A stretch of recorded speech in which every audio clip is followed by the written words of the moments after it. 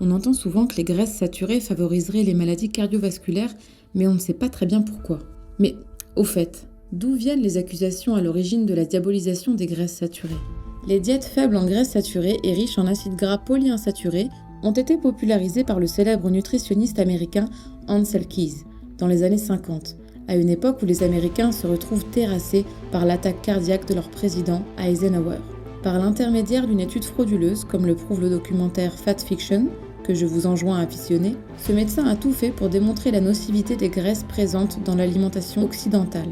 La crème, le beurre, le fromage, la graisse de canard, notamment en ce qui concerne la santé du cœur. À l'époque, Ancel Keys choisit des pays dont les résultats permettent de valider sa théorie. Grèce, Finlande, Pays-Bas, États-Unis, Yougoslavie, Japon et Italie. Notamment l'île de Crète, où il rencontre des papys centenaires exemptes de troubles cardiovasculaires. En examinant leur alimentation de près, le nutritionniste se rend compte que la majorité des graisses consommées par les Crétois sont issues de poissons gras, d'huile d'olive et d'oléagineux, et presque dénuées d'acides gras saturés.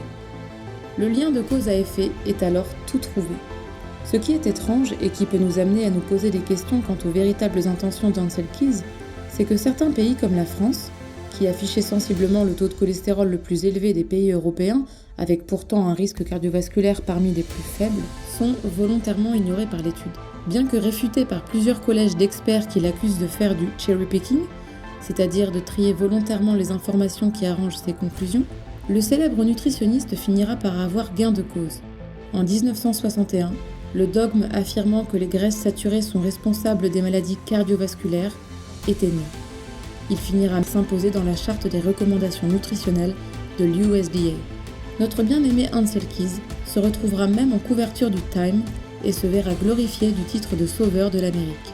Malgré la faiblesse scientifique de son étude, ces recommandations sont encore en vigueur aujourd'hui aux États-Unis.